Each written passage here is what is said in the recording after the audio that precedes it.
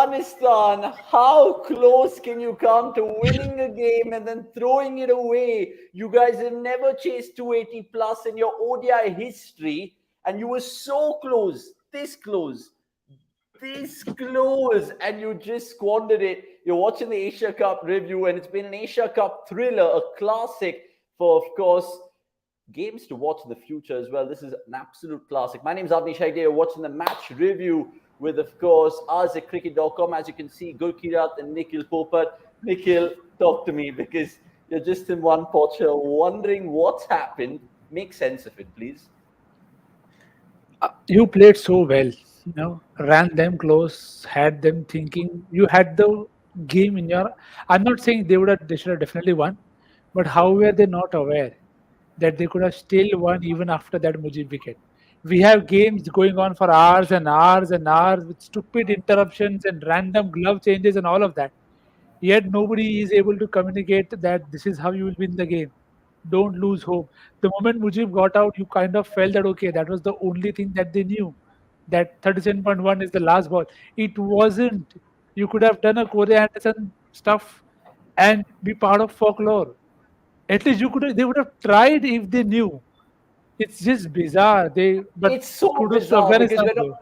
though. Yeah. Kudos to Afghanistan, but Nick's just spot on. Gurkirat, how the hell in the world did they not know, even though they lost a wicket and they could have hit a six? This guy's coming out with a completely different agenda. Baat karo, bhai. Make sense of it. Yeah, I mean, this just goes back to something we've discussed so often, that some of the basic intelligence that you expect from top flight cricket teams, it's just not there.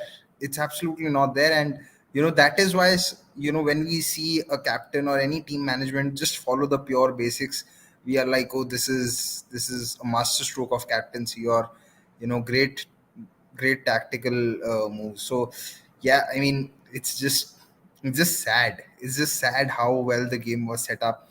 At the halfway stage, I felt that it's going to be difficult for Afghanistan to chase it down in 50 overs. But then what Nabi did, and there was so much. This is what you call a proper choke. I mean, they were so much ahead in the game, and yeah, I really don't know how to sum this up. It's just poor awareness. For awareness, let's start chronologically then, gentlemen. For anyone who missed the match on this mayhem Tuesday evening, let's, of course, just unravel what happened. We'll get the match summary scorecard in a bit, but you guys don't need to know any of that. Basically, in a nutshell, Afghanistan were chasing. They were happy with chasing. They lost the toss. Sri Lanka scored 290. What was it? 291, right? Not 292. 291. 291, and they needed to get that in 37.1 overs. Anyone who's tuning into the particular game being like, why are they going so mad? The run rate's well in check. It wasn't. They needed to get it in 37.1 overs, and they nearly did it. You mentioned Nabi there, Gurkirat. I just want to ask Nix as well. At the halfway mark, did you actually think Afghanistan will give these guys a run for their money? Be honest with me. See, I was sure that they would give it a shot because that's how.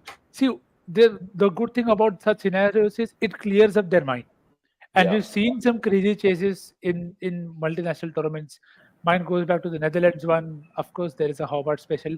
Every time you want to talk about a chase inside 30 odd overs, but I didn't expect them to get Fossis so close because if the top two didn't fire, if the top two don't fire, so kudos to Hazmatullah and Rahmat Shah. We've talked about his strike rate in the past, and he also found the fielder just at the wrong time. So I was very happy that they are giving it a good go, and Nabi's innings just kind of gave you the confidence that this is surely now in the grass because Hasmatullah was doing well at the other end. But I think the moment Nabi got out, I don't think they just got the momentum. And even after all that, it still came down to the last over where I felt Velalage bowled well. Rashid still got three boundaries somehow, and they just had to talk. Yeah. They just had to talk. It cannot be that you can't talk about how you win the game. I mean, it just makes you think, right, Gurkirat, what was the turning point of this game? I mean, talk about ebbs and flows and all those cliches we use, pendulums and all of that. This was nothing like it. So what really defined it in the end, yeah? You'll have to come again with the question. I lost you in between because of my internet. What was the turning point of the match?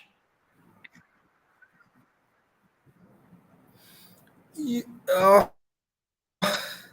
you'd have to say probably Shahid's wicket, because I think once when Shahidi was there, actually even Kareem Jannat played a very good cameo, but he did his job. He scored a 12 ball 22. But I think when Shahidi got out, there was uh, some panic or some pressure, because at that point of time, Rashid and Najibullah both were new to the crease, and they knew that they'll have to start taking risk. And to their credit, they got the required boundaries. But I think from there, Sri Lanka just got a foot into the game. Like, they knew now they could qualify, and yeah, and from there on, maybe if Shahidi was there, some of the plays and misses that happened and turned into dots, that wouldn't really have happened. I feel, because Nikhil, see, when the go wickets on. kept falling, there was that extra pressure, because in the attempt to chase down the target under 37.1 overs, you didn't really want to get all out, and that I felt held back the pair of Najib and Rashid for a over or two, or maybe less than 2 overs, but for a brief period. And I think that sort of made the entire difference in the end. Yeah, I think fair to say that there was a lot of game-changing moments, but eventually Sri Lanka getting out of jail, let's be clear. And there's something about the Asia Cup in Sri Lanka, because we mentioned it earlier. We've seen it in the previous watch-alongs we've done as well. And all you guys watching, please like this particular video and give us a subscribe if you guys new. We're taking all comments tonight. We're going to, of course, put the boys to some test about some trivia as usual and lots more. But first, I want to understand from Nikhil Popat who his man of the match was, because there were two guys who took four first, Gulbuddin and, of course, Kasim Rajata. There was a 92 in the mix by Kusal Mendes, but there was some breathtaking knocks as well from Nabi. So, having said all of this, who is the man of the match? Because they've not picked one yet. I think it has to be Kusal first, because he was the only guy who looked. I mean, Nissan also got a start, so did Dimut, but it was Mendes who was putting things in the order. Actually, I felt the turning point. I see. Usually, the turning point is usually where a, a team is lost or won. But I felt that actual turning point was when Rashid got Kusal Mendes run out, because Asalanka had just gotten out, and Shanaka hit the ball back to Rashid. The ball deflects to get Kusal Mendes out, and in the very same over, he gets Dasun Shanaka bowled. So suddenly they are down from a good start to a small setter to 227 for 7. Yeah, they did get the runs towards the end, but it could have still been a lot more had you had a set Kusal Mendes, and he wasn't dismissed by it is more luck than anything else there. So I felt that was actually the point that kept Afghanistan in the hunt and did not allow the target to get about, because if had Kusal Mendes batted through, because he was looking good to do that, they could have easily gotten over 300, and then that would have, I mean, given how they went, it could have been possible. But I felt that was key to keep them in the game. And post that, yeah, I think Shahidi or Nabi's wicket, I felt they just derailed from there. Okay, I mean, honestly, I think the Afghanistan's captain just spoke his mind out there, saying it's very disappointing, but they gave out 100%. And Afghanistan miss out. And of course, I think Santosh Shurapal said, what are the odds if you're in close but no cigar in this live? You've heard it right now, Santosh. So good on you for spotting that out. Yes, Gurkidar. Yeah, see, I want one of these games. Like, very often we have seen in cricket that player of the match is awarded to the player from the winning side and not to the best performer. But I really feel if the player of the match today should go to Nabi, because he really set that game up. You know, I mean, no one would have felt that Afghanistan will have a shot to chase this down in under 37 overs. So for me, I know Nabi's on the losing side, but for me, he should be the player of the match. Let's be honest, guys, on the word of Nabi, right, Nikhil? Did you see that coming? Because I know you watch a lot of cricket, and Nabi plays more franchise cricket nowadays than anything else. Where was that innings? Because it was just brilliant, and everything was going in his way. That slice over point went for 6. At one point in time, I thought it was definitely down the fielder's throat, but it was just his day. And unfortunately, like Gurkit had said, it just wasn't to be for him and his team. Yeah, it was a classic, the president innings. I think those who know, you know, this is something that you've always wanted of him.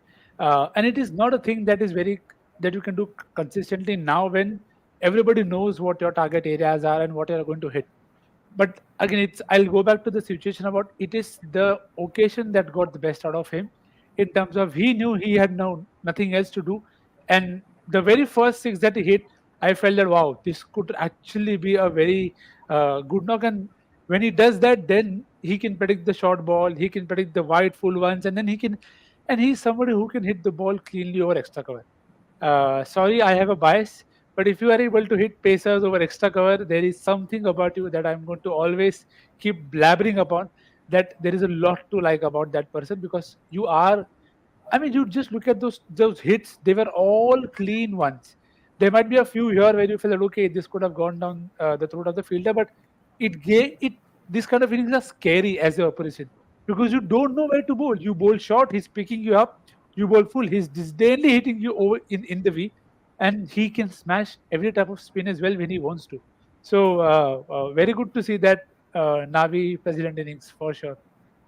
Yeah, in fact, Pranav Anand, going on to echo your thoughts, Gurkira, I'll just take your comments as well in a bit. Nabi's innings was a gem. He wasn't really targeting the leg side, behind square, offside covers were the most peppered. Quality stuff from the experienced guy. Yes, Gurkira, go on.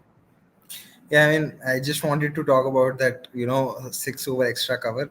Kareem Jannat also hit an outstanding shot, and as soon as I saw that, I messaged Nikhil. I was like, "What is this shot? What is this guy?" I thought he was a bowler, but yeah, I mean, there were some great shots by. In fact, not over extra cover, but even in that Kasun Rajita over where in which Najibullah got out, even he hit a very good lofted six. So there were some very good shots. Again, It's just that too sad. extra cover. Yeah, He also hit one over extra cover.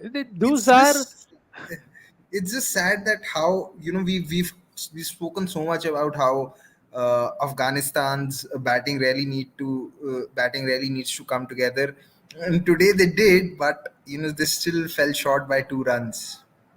Very sad. I mean, honestly, when they wake up tomorrow morning, right, Jonathan Trott and the rest of the coaching staff, their apologies because I don't know their names and it was just Jonathan Trott that they were showing. It's not like I do my homework and I don't know my due diligence. But on the topic of that next, they'll be ruining that. Yeah, it's like schoolboy error because even the comment here right now, sports fan rightly mentioning that there was a calculation. What was the thinking? Surely there was some messaging when he came out to bat, right? Number 11. I mean, people are hearing commentary in the dressing room. Somebody They're could watching have the just TV. they Oh was no, but maybe if somebody. it's on mute, maybe it's on mute. So somebody please watch or unmute at wherever you want to and get that message through because see, this is not a time and age where you feel that these things. If the commentators are knowing, then you for sure should know about it. Bottom line. There are many things that commentators don't spot. They say 5 from 14 is a dangerous looking innings and he was looking very good and all of that. But these are things if the commentator is telling you every over that they can push it till this, they can push it till this. Even if you don't get it till that point of time, fine. At least at the start of that over. Even not at the start of the over when Mujib got out. Somebody should have heard, somebody should have been looking for the data. How do you not know the calculations? It is just unexcusable in today's time. Unexcusable. Yeah, I mean, Gurkirat, people It's beginning. so imagine that was Delhi Capitals, Gurkirat. You would have just been livid. Yeah, see, I'm really not sure what more can Delhi do to make me livid because, yeah, I mean, I it's it's really absurd that people on the outside knew that there was still a possibility of Afghanistan qualifying despite that wicket on 37.1 than Afghanistan themselves. It just, and it's I keep saying this, it's not just an Afghanistan issue. It could have been very well any other professional team. Even it is possible for any professional team to do this in the IPL as well or in any other T20 But league. one second, correct me if I'm wrong, guys. Generally, they went into this game, especially knowing if they were chasing, it would come down to a situation like this, correct? Right? So then they would know that even if it was going to go down to the last ball or whatever, things like this can play out, scenarios with net run rate. Surely there's someone using the upstairs here telling them that, see, Nicks. even if you feel that okay, giving this information to them very early may not be handy about say 37.1, 2, 3, 4. Do it then. Do it at the end of the 36th over mark. Do it at the start of the 37th over. That is also there is still time. You still had three balls even when you had Mujib out, got out. They could have simply showed a sheet that okay, this is the score that we need to be at every ball. And Rashid Khan is good enough to understand that Fazal can take one, or they could have just not had Mujib take the risk then. They could have just rotated the strike and then he could have hit that six. But again, there are endless possibilities only if you are aware.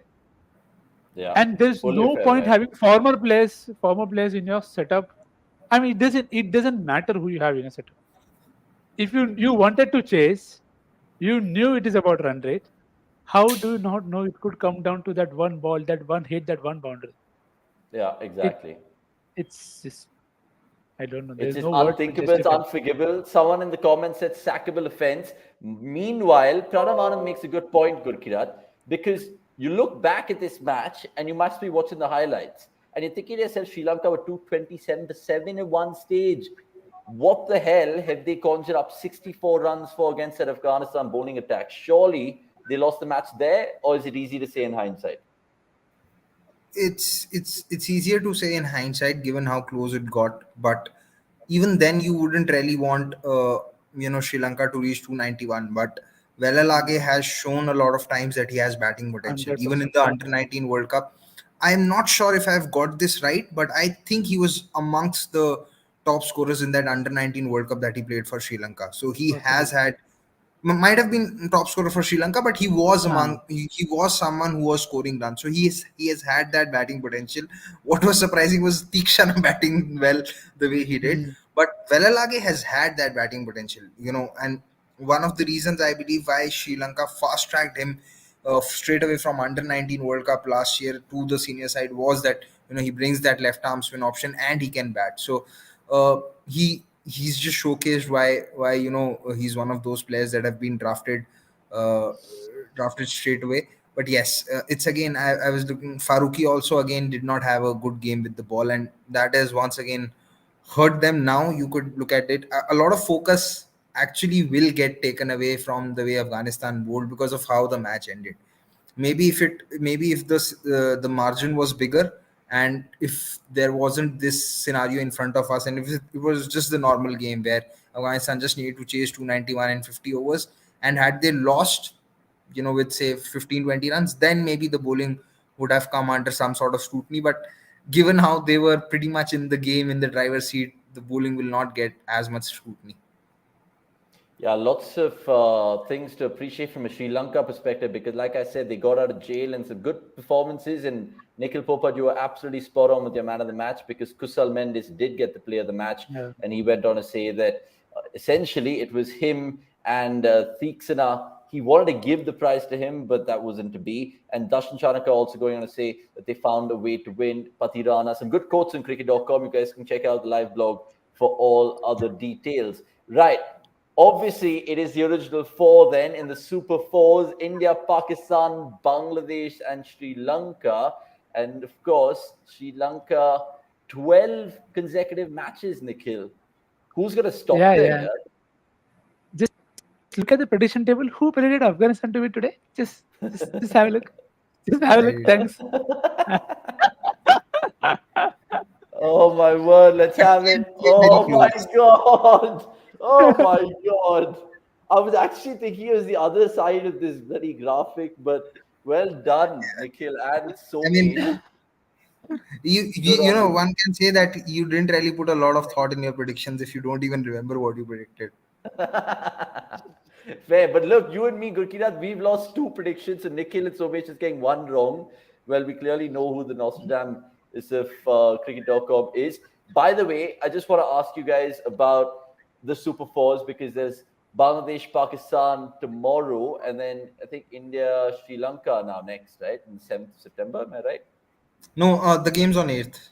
There is a 2-day break. Or there is a game on 8th. So yeah, you guys can check the previews and reviews after that. Now, before we get into just looking ahead, and I'm not going to be talking about the tomorrow's game because we'll be doing a preview for that. I just want to get their Super Fours predictions and all that. A couple of more comments coming through. We'll take your questions. Santosh Udupa, Nikhil Baiju, some great questions. So just hold on to that. Right now, I just want to have some trivia and some fun because we have about 7 to 8 minutes left in this preview. And where is it? Right. So today we were appreciating the president, aka Mohammad Nabi, and his fantastic 50 Gurkirat. Now that turned out to be the fastest half century for Afghanistan in ODIs, right? But who has the second fastest? He got with 26 balls against Pakistan in 2023. Who is that man? Do you know? Nikhil Gurkirat? Mujib did it, no? Just recently. Mujib in that third ODI. भाई unmute ही नहीं हो रहा है हाँ मुझे Mujib, because essentially it doesn't kind of really come straight off the bat because the fact that Mujib is just Mujib. Right? Like, I was trying to read this and I was like, you know, the formatting didn't get to me. I was like, question mark ke baad aage kya hai? And then I figured out. So yeah, Mujib did it just 2 ODIs ago. Yeah, I think me and the producer is really sad the fact that this trivia we thought would be at least 2 minutes, but it was like a 2-second easy answer. Let's move on with the comments then. And Santosh going on to say, how will the Colombo tracks live up? Forget the Colombo tracks. How will the Colombo clouds live up, Gurkirat? I mean, you know, we if there's a lot of rain in the stadium, I just hope that the DJ has some good playlist there. I hope he's playing you know some that famous song by Mikka, Sawan Mein Lag Gayi Aag. That's the only thing that I can think of right now. It's late because the prediction isn't great. You'll have to hope that things clear up somehow, and there is enough time to get a 20 over game somehow. But yeah, I suspect a lot of, like, a couple of games could be like that. One team plays 50 overs and then it rains out, and there will be a lot of debate that if you already know how the forecast is, why can't you shorten the game beforehand? So basically, there could be a song saying "Star mein lag gaya." We know who's fresh. Nikhil's fresh because Nikhil after this has to watch the New Zealand England game. New Zealand, and there is women's CPL as well. So yep. Yeah. Oh wow, there's lots to love. By the way, sorry, Gurkirat, you're wrong because 8th is no game. So 6th of September, Pakistan, Bangladesh, and then 9th, Sri Lanka, Bangladesh. Before the 10th is, of course, Pakistan, India. Just want to ask Nikhil if he agrees with another Nikhil in the comments, because Nikhil Baiju going on to say what these Asia Cups have shown is that after the top 6 sides, only Sri Lanka have the skill, tactical awareness, and the ability to execute under pressure. Afghanistan, Bangladesh keep falling short. Do you agree with him? Kind of, yes, no. See, eventually, I don't think it is as straightforward. I think both teams have individuals who are smart enough to take care of the situation, which is not always the case with all of the. And this is the case just generally also. Even today, at the start of the chase, I felt that uh, Sri Lanka could have altered their bowling plans a bit because maybe they did not expect them to come that hard. And I felt the usage of bowling the moment Velalage Shanaka got hit, I was glad Shanaka was able to switch to his main bowlers first because he had to know that the game is not going to last 50 overs. So you have to then change that plan accordingly. So I think that is the stuff that you expect of teams, and that's what you expected Afghanistan also to know. But see, eventually under pressure, you are only going to rely on a certain set of individuals, which I think Sri Lanka have had in the past, where Velalage is a great find. I think we'll see a lot of him because I don't think many spinners who are not maybe as regular and as inexperienced as Velalage could bowl that well. He still ended up conceding 12, but the last boundary was really not his fault. So he could have still closed the game out all by himself, and he took 2 wickets in that over of the two set batters, Karim Jannat and Azmatullah Shahidi. Again, the ball may not be the best. So I think Afghanistan and the other team that we're talking about, the problem at that end is closing it out with somebody else. Like you had Najibullah who could do this today. You had Rashid Khan who tried his best. But again, you'll probably want to see a bit more from Shahidi. Again, I'll not blame them as much for this game, but we've seen in the past, in the last game also, about Faruqi starting poorly. So then all those things are controllables which you feel you can do better. So I think in terms of skills and experience, everybody is pretty much there and thereabouts. Just some teams have certain individuals who are able to rise under pressure a bit more because of their past experience. Makes Just you think just about just it. to add something on Beralage, on his bowling, he was also bowling to a field which wasn't an easy field to bowl at. Hardly any protection on in the deep on the offside. And in that penultimate over when he was bowling to Rashid, he was able to premeditate and predict that Rashid will move outside the leg stump and try and make room, and he was able to follow Rashid.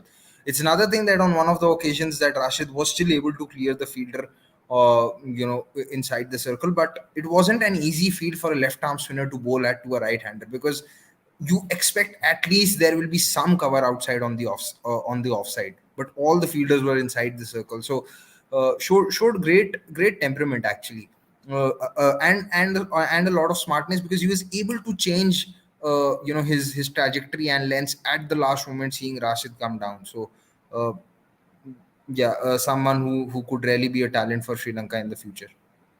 Yeah, and he's one of those street smart cricketers, right? And you kind of just get that by his wicket thinking abilities today. Guys, I just want to finish on the venues because there's a lot of been kitch, gale mein kitch in the comments about the venues.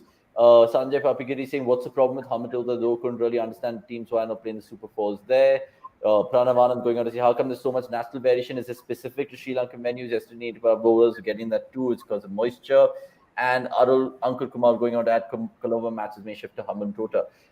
We know that there's going to be one more game in Lahore, the Bangladesh-Pakistan one, before everything goes down south to Colombo. Gurkirat, can you shed some light on it? Nikhil, can you touch upon something that you've seen or read about what this venue change is all about? From what I've read, the venues are not changing. They will, stick to Colombo. Uh, One of the reasons I've heard about not going to Hambantota is that it's actually in the south end of Sri Lanka, and the nearest hotel or accommodation is 45 minutes away from the stadium, and they're not really sure if at the last moment they will be able to book enough rooms to accommodate four teams. That is also there. And yeah, it's I'm somewhere, I'm not sure how much of it is true. Somewhere I also read that they'll also have to drive down from Colombo. There's probably not an airport. I don't know how much of it is true. It's just all the stuff that I've read. So I don't think as of now the games are shifting to Hambantota. The other thing is that with regards to Dambula is that Sri Lanka have said that the floodlights at Dambula could be a problem, even though there was a day-night game in Dambula in 2018. So that is that's one concern that's been raised.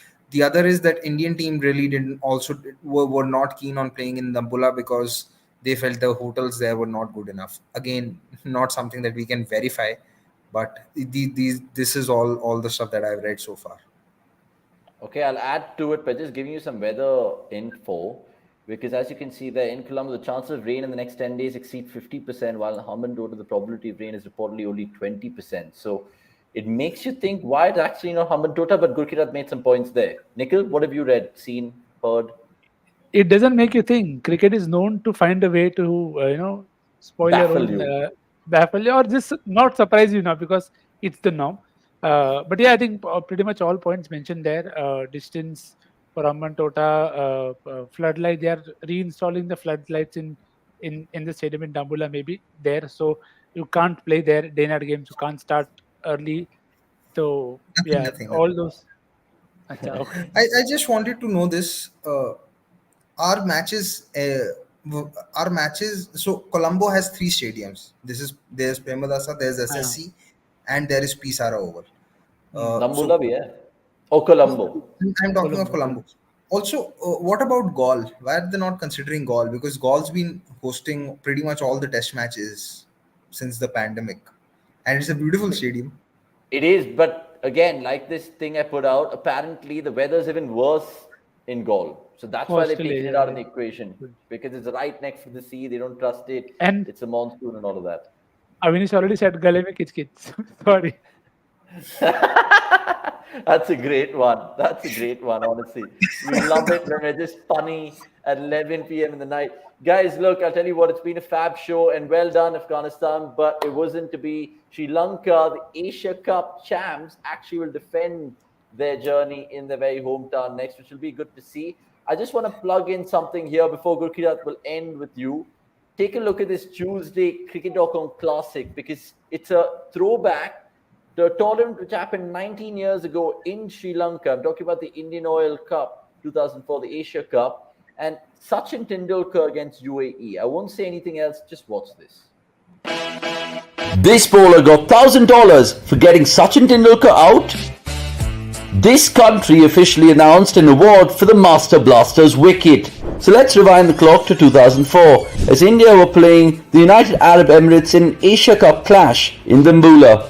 A UAE official had announced an award for $1,000 for any UAE bowler who would dismiss Tendulkar in the tournament. Today's episode of cricket.com Classics. Please like this video and subscribe if you haven't already. Please do watch it, like it, subscribe. I mean, it was a fascinating story. You can hear more about it from that particular thing, which is available on the YouTube platform right now. Right, before we say goodbye and good night, Gurkirat, obviously, Gyan Bato Thoda. The last three Asia Cups, Sri Lanka, Bangladesh, and Afghanistan have been in the same groups. 2018, Sri Lanka got knocked out. 2022, Bangladesh got knocked out. 2023, Afghanistan got knocked out. Oh my word. Nikhil? Fair. When limited teams play, can't do much more than that. And see, this group is never going to change. Because Exactly. India and Pakistan have to be in Exactly. one That's group. right. It's always So going to this be group some or is the awesome. other order. Yeah. Oh my word. But look, guys, thank you so much for your time. I'm trying to really go through all the comments. There are too many to take, but really appreciate all of you guys joining us on this Tuesday night. We'll be, of course, back tomorrow as the regular previews and reviews continue. Lots more on cricket.com to come, of course. We're building up nicely for the World Cup. Check it out, and Gurkirat show as well on Thursday. Subscribe right now if you haven't already. Good night and goodbye from all of us. And Sri Lanka, be happy.